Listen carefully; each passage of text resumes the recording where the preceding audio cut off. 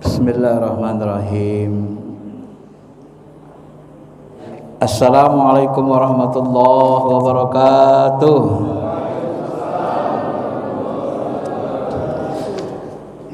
Alhamdulillahi rabbil alamin wa bihi nasta'in ala umuri dunya waddin. Allahumma salli ala habibina syafi'ina Muhammadin wa ala alihi wa sahbihi ajma'in, amma ba'd.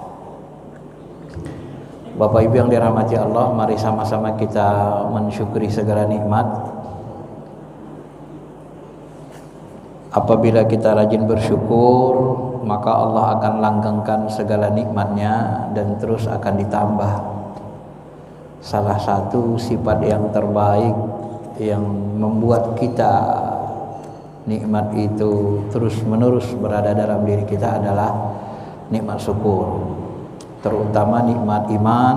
Mudah-mudahan, kata Imam Hanafi, kalau kita banyak mensyukuri nikmat iman, nanti kita akan kembali dalam membawa keimanan, dan mudah-mudahan nanti kita pulang kepada Allah dengan membawa iman yang sempurna. Amin amin ya rabbal alamin. Bapak Ibu yang dirahmati Allah Subhanahu wa taala, tema yang akan kita bahas ini ada dua: arti sunnah, jenis macamnya, dan kewajiban ikut sunnah dan cara mengikutinya sesuai perintah. Salah satu yang menjadi pedoman atau pegangan hidup kita adalah sunnah.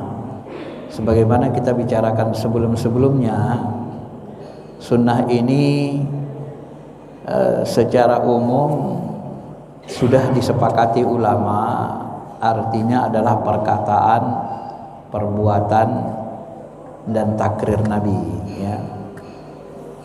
Jadi sunnah itu secara umum kullu ma asara anir Rasul sallallahu alaihi wasallam, segala yang berasal dari Rasul, min qaulin, baik bentuk perkataan, ya, au fi'lin atau perbuatan, au takririn atau takrir. Kadang-kadang ahli hadis menambahkan au sifati khalqiyah, au khuluqiyah, sifati khalqiyah, atau sifat-sifat kemanusiaan Nabi atau akhlak-akhlak Nabi, sampai kepada sirah perjalanan hidup Nabi, baik beliau sallallahu alaihi wasallam sebelum diutus menjadi rasul, qabl bi'sah, seperti tahannus di Gua Hira. Ada riwayat mengatakan beliau tahannus di Gua Hira itu 3,5 tahun. Ada yang menyebut 3 kali 40 hari, gitu ya. Itu juga bagian dari sunnah kalau dilebarkan. Tetapi secara umum yang dimaksud sunnah itu adalah perkataan, perbuatan, takrir Nabi sallallahu alaihi wasallam. Jadi apa-apa yang dikatakan Nabi diperbuat, ditakrir, itu sunnah. Sehingga secara umum jenis sunnah itu ada yang perkataan, seperti Nabi mengatakan la sholata liman lam yaqra bi fatihatil kitab, tidak sah atau tidak sempurna. Nah, ini juga dipahami secara berbeda ulama. Tidak sah Imam Syafi'i, la tamam, tidak sempurna imam mazhab yang lain. Tidak sah salat bagi orang yang tidak membaca Fatihah, ya. Ini ucapan Nabi. Adapun fi'liyah Nabi, seperti Nabi salat subuh 2 rakaat, perbuatannya, gerakan-gerakannya itu termasuk sunnah perbuatan. Ada juga takrir. Takrir itu Nabi melihat sahabat memakan misalnya daging, dia mirip seperti biawak tetapi agak beda dia, ya, dengan di Indonesia namanya dog dalam bahasa Arab. Dog dalam bahasa Arab itu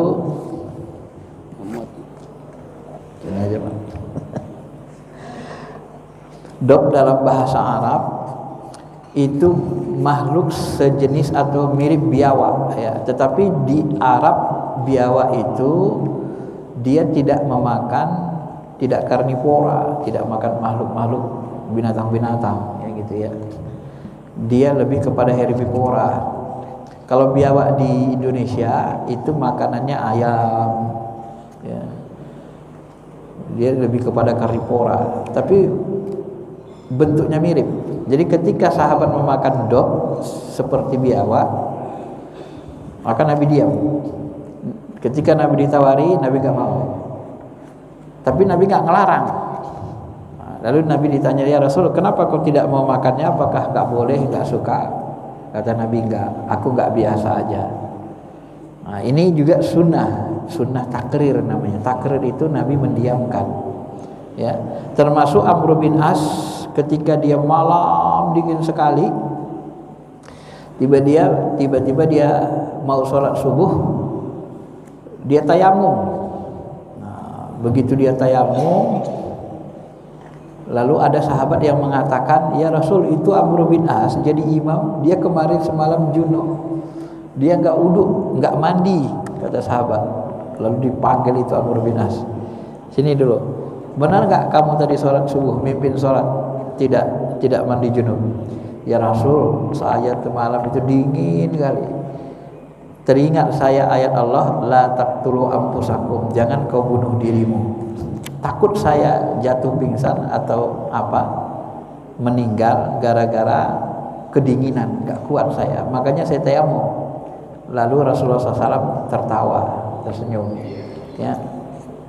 Artinya Nabi diam, membolehkan.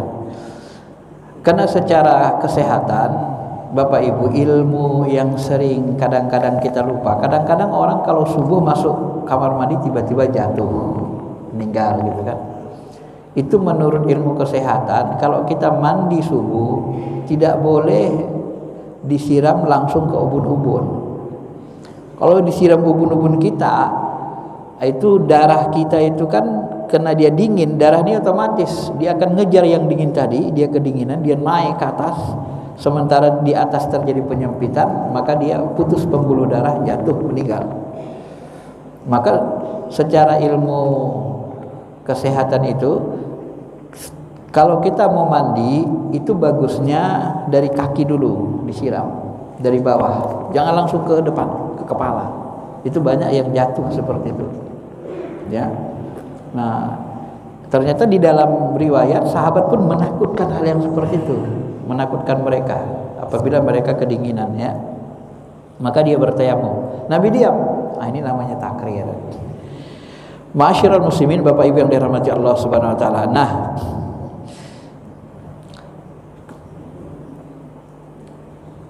maka nanti karena sunnah ini dia ada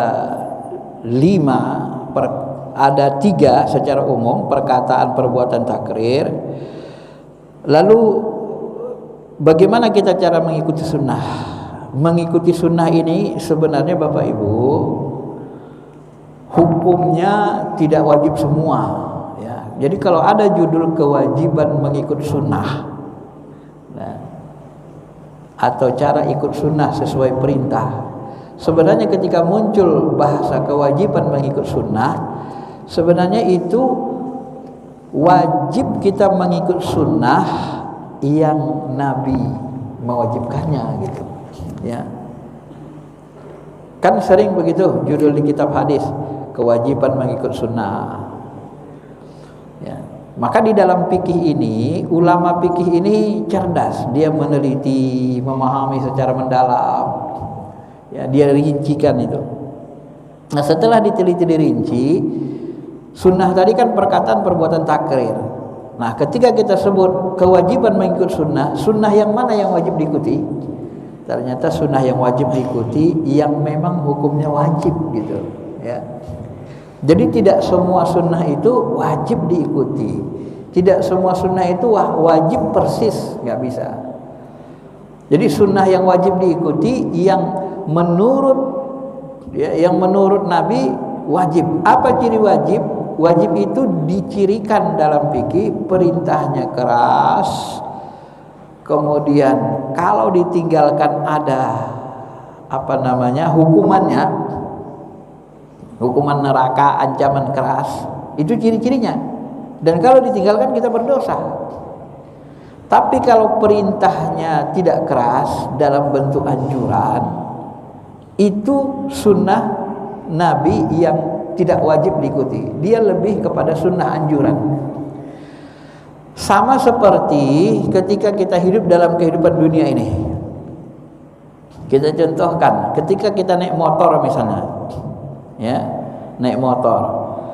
Ketika kita naik motor, helm itu wajib nggak dipakai? Wajib. Apa ciri? Apa yang menandakan helm itu wajib pakai? Ketika ada razia, kalau kita tidak berhelm pasti ditangkap, ya, dan pasti dihukum. Maka kalau perintahnya keras tegas, kalau kita langgar ada hukuman, itu namanya wajib. Ya. Kemudian kalau kita naik motor perjalanan agak jauh, wajib nggak kita pakai jaket? Jaket tebal. Wajib nggak? Tidak. Dari mana tahu kita tidak wajib? Kita mau berjaket atau tidak berjaket, pasti polisi tidak akan tangkap, tidak ada hukuman. Tapi kalau bapak berjalan jauh naik motor dari sini ke Bekasi nggak pakai jaket, gimana rasanya? Ini membahayakan kan kesehatan. Maka seluruh kita memahami jaket itu sangat dianjurkan kalau naik motor. Jadi kalau orang meninggalkan jaket, bapak bilang, oh itu berdosa, itu pelaku bidah sesat, enggak bisa, karena itu anjuran. Jadi ada sunnah itu yang hukumnya sunnah saja, anjuran gitu. Tetapi ada anjuran yang muakkad dalam model Syafi'i, muakkad, keras dia anjurannya. Ada yang sunnah biasa saja gitu. Nah, sunnah ini nanti dibagi-bagi ulama fikih lagi. Ada sunnah ab'ad, ada sunnah hayat. Nah, ini dalam sholat kan ada ini. Ya, ada nanti model Imam Hanafi, ada lagi beda-beda lagi dari sisi waktu. Ada sunnah muaqqat, tertentu waktunya. Ada sunnah muwassah, luas waktunya. Ada wajib muaqqat, wajib waktunya tertentu. Ada wajib muwassah, luas waktunya. Itu dirinci sama ulama fikih itu, sunnah-sunnah itu. Ya. Maka ketika kita menyebut wajib nggak kita melaksanakan sunnah, mengikut sunnah, wajib. Tetapi yang wajib itu sunnah yang memang hukumnya wajib diikuti, yang kalau ditinggalkan berdosa. Contohnya apa? Ya sholat 5 waktu seperti rukun Islam. Sholat 5 waktu, puasa Ramadan, ya, zakat. Ini ditinggalkan dosa semua, ini dosa besar. Ya, haji bagi yang mampu. Ya, uangnya miliaran, nggak daftar haji, nggak berangkat haji, dosa, nggak boleh. Ya, makanya ada kemarin saya ditanya salah satu teman saya yang terlibat dalam uang talangan haji. Ya, bagaimana kalau menurutmu bagaimana talangan haji? Jadi Imam Hanafi membuat logika begini, Bapak Ibu, boleh nggak kita pakai talangan haji? Ya. Sebahagian kan mengatakan, oh enggak boleh, karena haji itu yang berangkat harus yang mampu, yang tak mampu tak boleh. Kan wajibnya buat yang mampu saja. Ya. Lalu kalau Imam Hanafi mengatakan, boleh kita haji itu hutang atau ngangsur, yang penting kita yakin bayar. Sebab begini Bapak Ibu, kita membeli mobil, uang cash enggak ada. Misalnya gaji kita 8 juta atau 15 juta sebulan, tapi uang cash kita untuk 200 juta beli mobil tidak ada cash, maka terpaksa kita angsur. Lah, untuk beli mobil saja kita boleh angsur, bagaimana untuk haji nggak bisa, nggak boleh diangsur, kan begitu? Padahal mobil itu secara agama tidak wajib. Ya, masa untuk yang tidak wajib boleh diangsur, sementara untuk yang wajib nggak boleh? Nah ini logika Imam Hanafi. Makanya uang talangan haji itu mengangsur kita untuk berangkat haji boleh, termasuk umroh, tidak ada masalah. Yang penting kita yakin bisa bayar dengan gaji kita tadi, pendapatan kita. Nah, ini logikanya. Ya. Maka mengangsur uang berangkat haji boleh. Ya. Kenapa? Karena dari segi gaji kita sanggup mengangsur itu. Ya. Nah ini beginilah model ulama-ulama memahami kewajiban melaksanakan sunnah tadi. Kalau dia wajib kita laksanakan. Tapi kalau dia sunnahnya sholat jamaah, menurut Imam Hambali wajib. La sholata li jaril masjid illa fil masjid. Tidak sah sholat bagi tetangga masjid kecuali di masjid. Maka sholat jamaah wajib. Imam Syafi'i mengatakan la sholata li jaril masjid illa fil masjid. La di situ bukan la sihah, tidak sah, tetapi la tamam, tidak sempurna.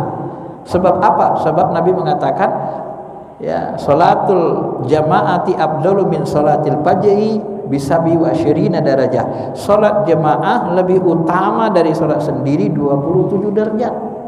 Nah, kata-kata lebih utama menunjukkan tidak wajib. Ya, namanya lebih utama ya tidak wajib. Maka sholat jamaah itu lebih utama saja, bukan wajib, bukan tidak sah sholat kita. Inilah memahami ulama itu. Maka mazhab Syafi'i sholat jamaah itu dianggap fardu kifayah. Kalau sudah ada yang sholat jamaah selesai, kita tidak berdosa.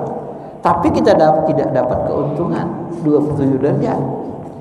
Maka orang jemaah tabligh sering bilang, bapak mana mau di sini kerja gajinya 1 juta 1 bulan, di sana kerja gajinya 27 juta. Bapak milih mana? Pasti milih yang 27 juta. Loh, untuk dunia saja bapak milih 27 juta, masa untuk akhirat milihnya yang 1 juta katanya. Jadi keuntungan itu yang tidak kita dapatkan keutamaan. Tetapi dari segi hukum fikihnya ya sah. Tapi kita tidak banyak untung. Nah, beginilah model ulama fikih memahami. Nah, jadi apakah sholat jamaah itu wajib? Nah, tergantung kita memahaminya. Kalau kita ikut mazhab Hambali, wajib. Tak sah di rumah tetangga masjid. Tetangga masjid itu berapa ukurannya? 40 rumah ke depan, 40 rumah belakang, 40 rumah samping kanan, 40 rumah samping kiri. Ini tetangga masjid. Dan semuanya dengarin. 40 rumah itu dianggap dengar. Nah, kalau dia sholatnya di rumah, maka dia tidak sah. Kalau pakai mazhab Hambali. Kalau pakai mazhab Syafi'i sah. Ya, apalagi kita lelah ya. Bapak Ibu yang dirahmati Allah Subhanahu wa taala. Nah, kemudian sunnah Nabi juga ada yang makruh dilakukan. Nah, orang yang tidak belajar fikih dia akan heran, sunnah itu kan harus diikuti. Kenapa pula jadi nggak bagus kita ikuti? Makruh. Sebenarnya ini sudah saya sampaikan sebelumnya. Sunnah Nabi itu kan perkataan perbuatan takrir. Nabi itu sebelum wafat, nanti kalau aku meninggal, kuburkan aku di rumahku, di tanahku. Ya, sebahagian guru kita ada mengatakan, tapi saya tidak temu riwayatnya. Cuman sebagian guru-guru ada yang mengatakan Nabi itu punya ruangan itu digali kayak kuburan tuh.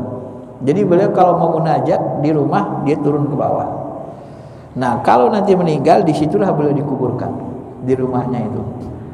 Maka ketika beliau meninggal dikuburkan di rumahnya, di tanahnya. Ini termasuk sunnah pesan Nabi, perbuatan Nabi, perkataan Nabi, permintaan Nabi. Apakah yang seperti ini harus kita ikuti? Dek, nanti kalau abang meninggal kuburkan di dalam kamar, ya, di tempat abang nih munajat. Ada gak yang begitu Pak permintaannya sama istrinya? Nggak ada. Maka disinilah dipahami, oh itu makruh diikuti. Boleh.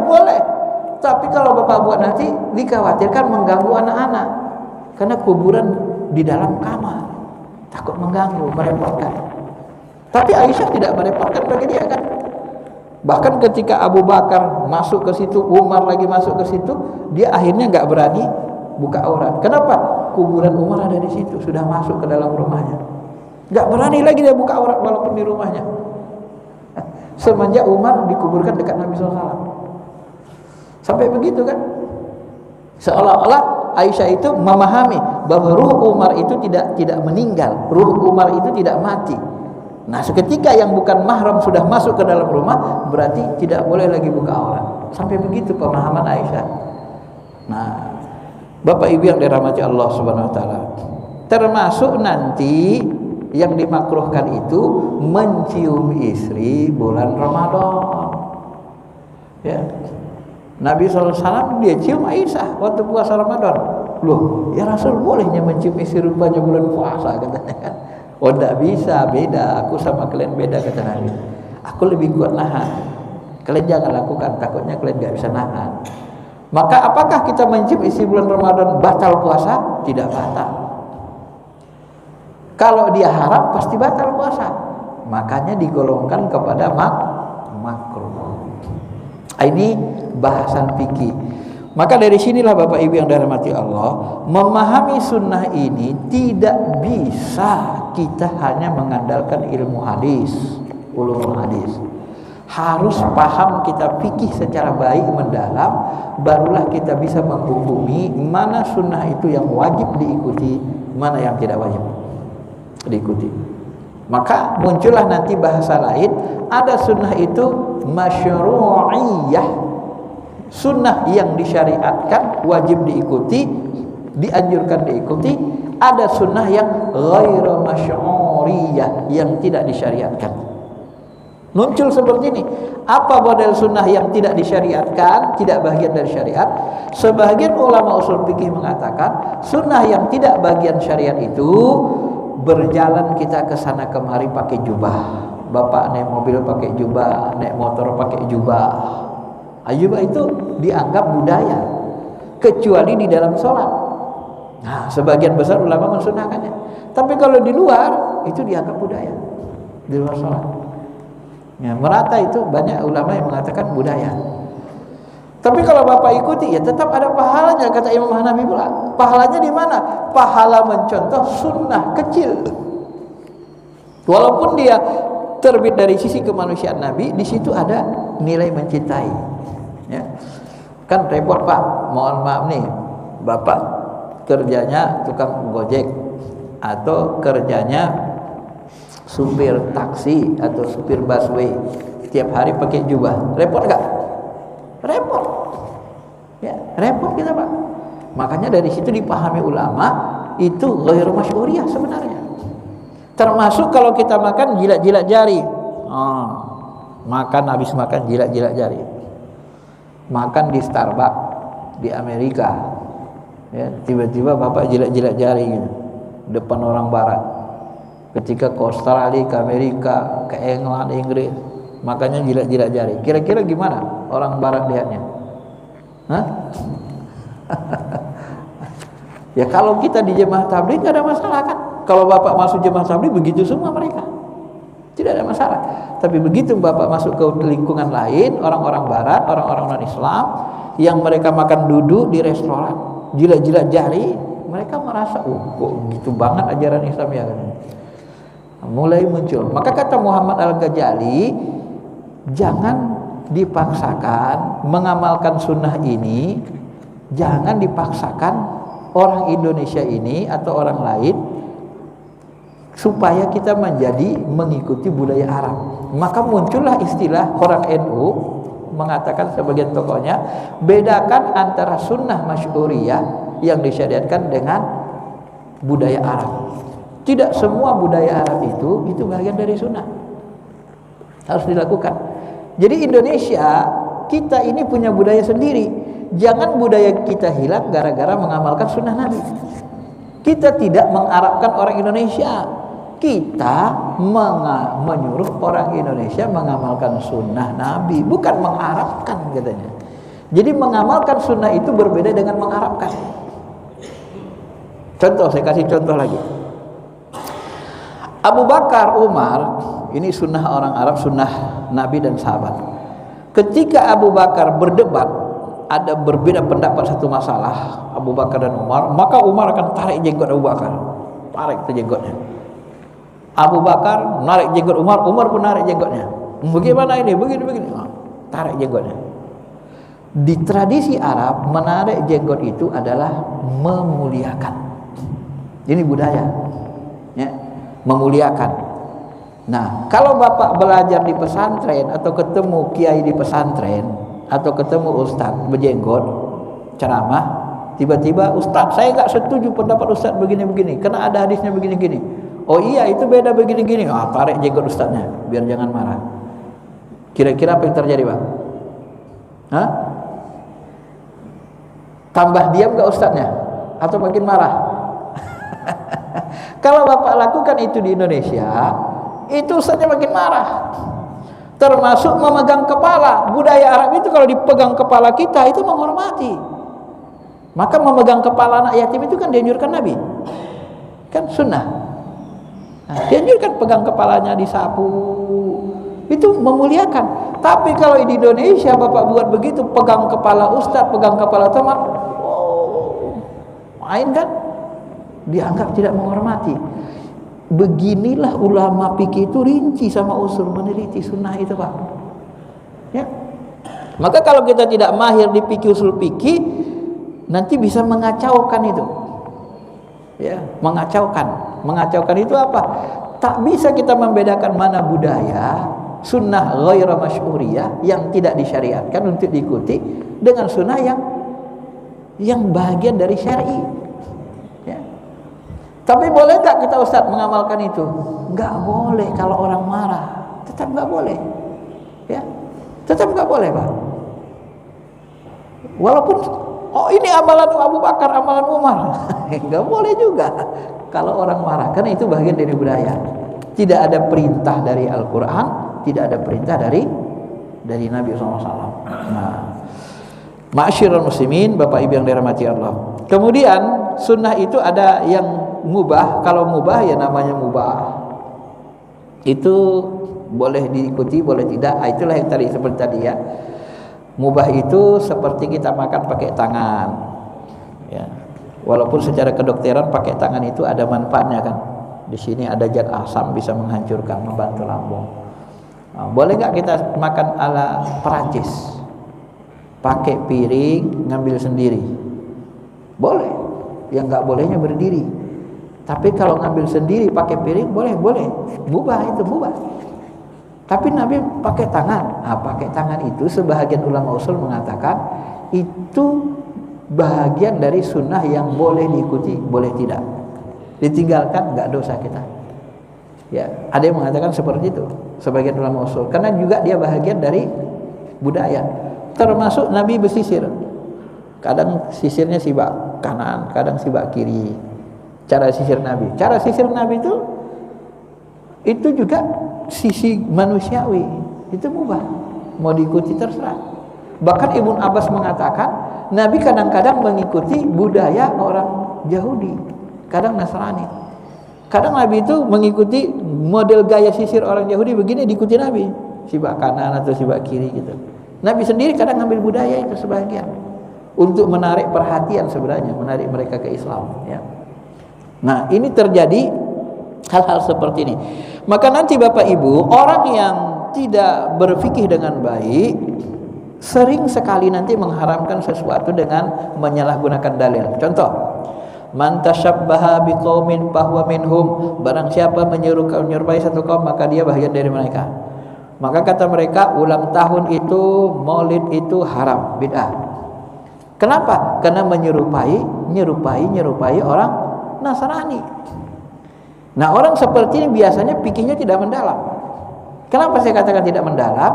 Man tasyabbaha biqaumin fahuwa minhum, itu hadisnya lumayan sahih. Tetapi kata Profesor Ali Yaqub almarhum, Imam besar Masjid Istiqlal yang sudah meninggal, ada lagi hadis yang lebih sahih dari ini. Apa itu? Dari Ibnu Abbas, Sahih Bukhari Muslim. Rasulullah SAW selalu mencontoh mengikuti budaya orang Yahudi Nasrani selama tidak ada larangan. Selalu. Nabi juga mengikuti budaya mereka seperti budaya sisir, diikuti Nabi selama tidak ada larangan.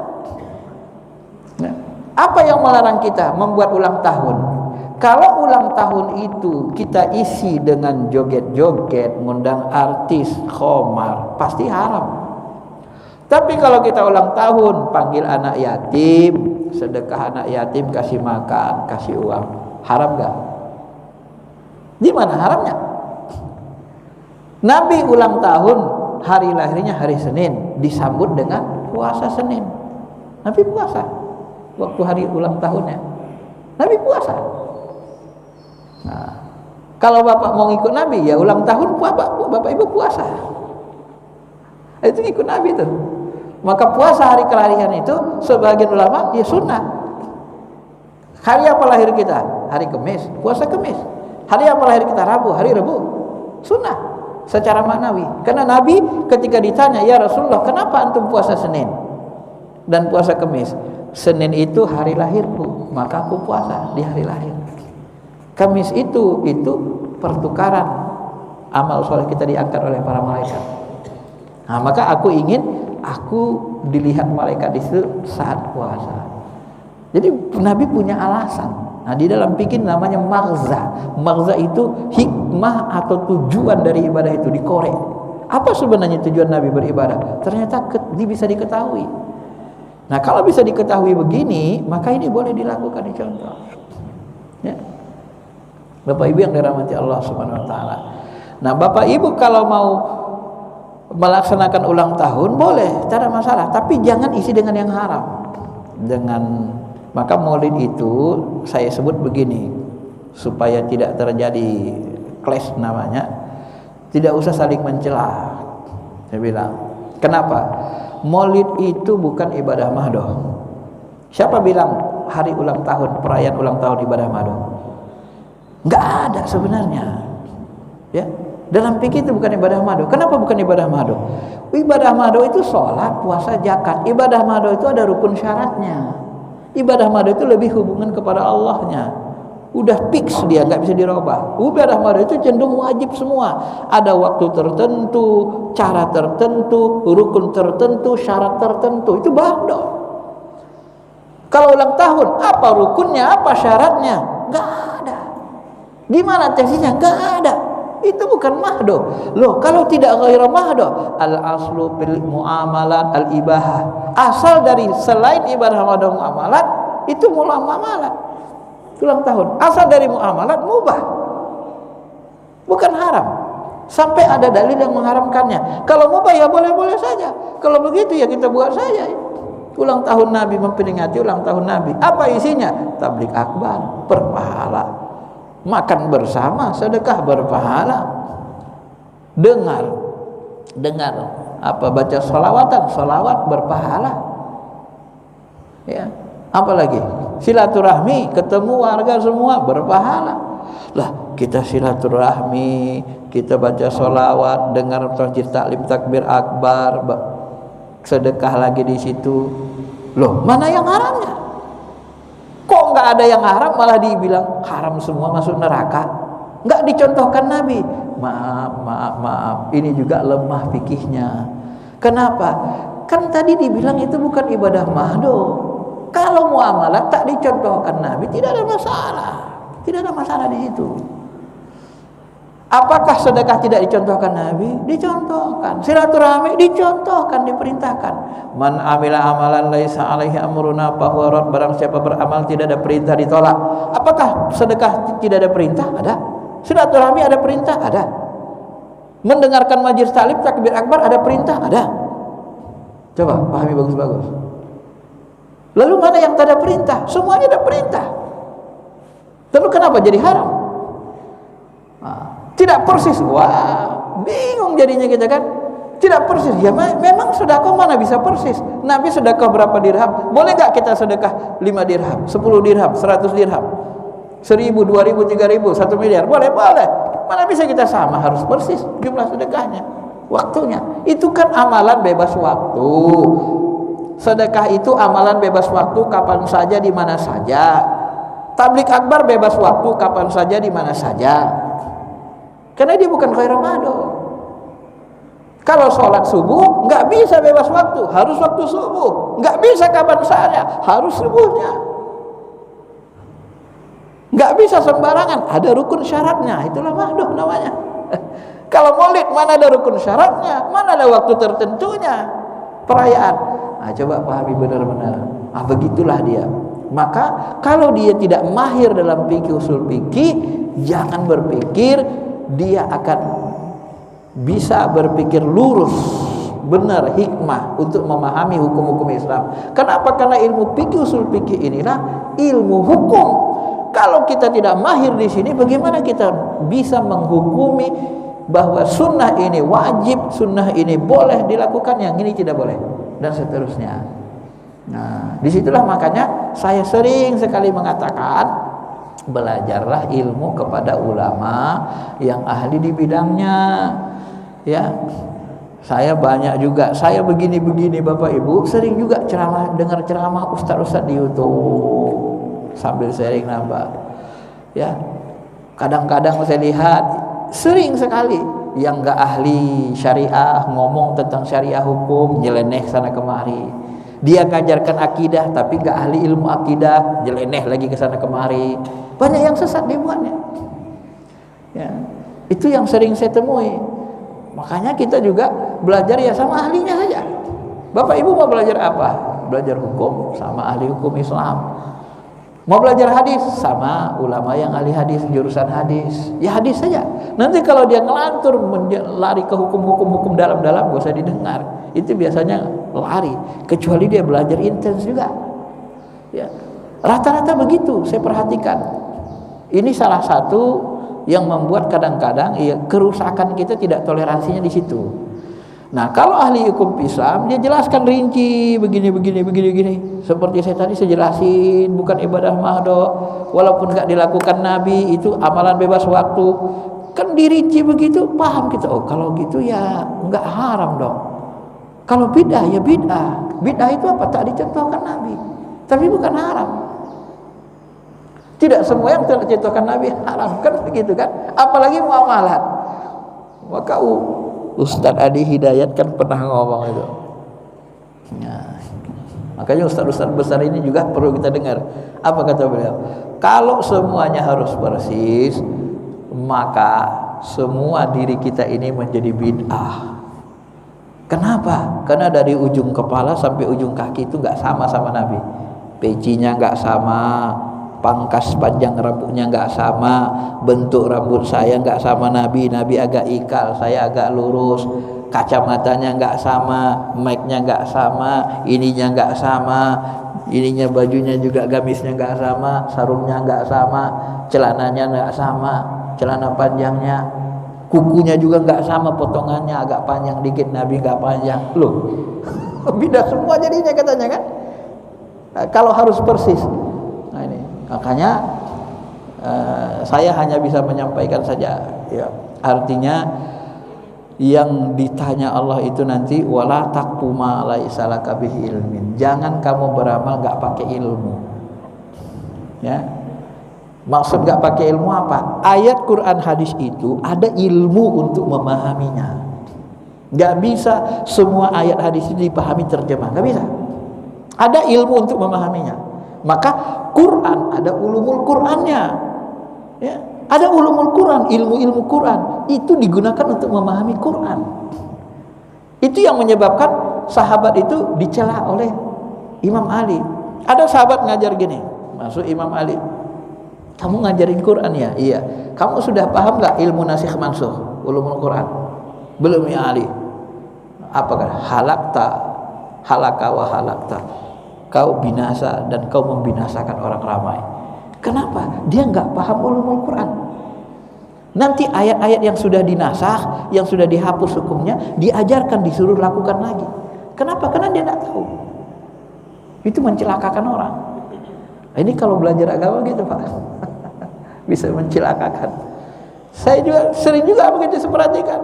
Nanti bicara akidah dia, ternyata dia akidahnya enggak paham, dia mendalam-dalam. Akhirnya dikatakannya orang tawasul syirik, ini syirik, ini syirik, ini syirik. Lah, dia sendiri enggak paham. Kita perhatikan di sini enggak paham. Salah satu yang dia enggak paham itu misalnya kemarin saya lihat, ini ustadznya besar, Ustadz Tena. Dia bilang ketika ada bertanya, bagaimana dengan tarikat itu? Tarikat itu dikaitkan dengan 72 golongan. Nah, lalu dia jawab, ya, Nabi SAW mengatakan kita terpecah 72 golongan. Ya, dan yang satu masuk surga, 72 lagi masuk neraka. Nah, tarikat itu tidak ada zaman masa Nabi. Maka sebaiknya jangan kita ikut-ikutan katanya. Jadi dia cenderung mengatakan tarikat itu golongan, firqah, sesat. Nah, ini kalau dia sesat begitu pemahamannya, dia sesat, menyesatkan puluhan ribu ulama-ulama Islam. Kenapa? Tarikat itu bukan aliran. Mana ada? Coba buka kitab mana Milal wan Nihal, kitab akidah. Buka nanti ensiklopedia Firqah Islam karangan ulama-ulama Mesir itu yang tebal itu. Ya, kemudian ensiklopedia apa nanti politik Islam yang tebal lagi yang berdasarkan abjad. Itu tidak ada disebut tarikat itu aliran firqah. Tarikat itu lembaga yang mengamalkan tasawuf. Dia punya pimpinan namanya mursyid. Itu mirip lembaga NU, Muhammadiyah, Persis. Ini lembaga namanya, organisasi.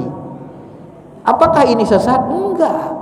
Ini Ahlus Sunnah wal Jamaah, tetapi dia mengamalkan fikih. NU cenderung fikih Syafi'i, Muhammadiyah cenderung fikihnya fikih tarjih. Kan gitu kan? Apa gitu, Pak? Persis nanti cenderung fikih begini lagi, lebih tekstual misalnya. Ini lembaga untuk mengamalkan ilmu hukum-hukum fikih syariat. Kalau tarekat itu lembaga untuk mengamalkan ilmu tasawuf, ilmu kebatinan Islam, rohani Islam. Dia bukan aliran.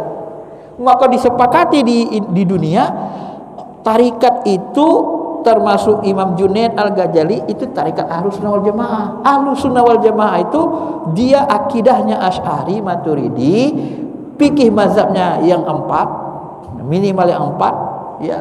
Imam Hanafi, Malik, Syafi'i, Hambali, dan tarikatnya Al-Ghazali Al-Junaidi. Itu disepakati di church-nya oleh dunia Islam. Loh, dahulu datang seseorang dia nggak ngerti tarikat, nggak ngerti tasawuf, dia bilang sesat, masuk firqah. Ini ngajar akidah, tapi akidahnya nggak menguasai.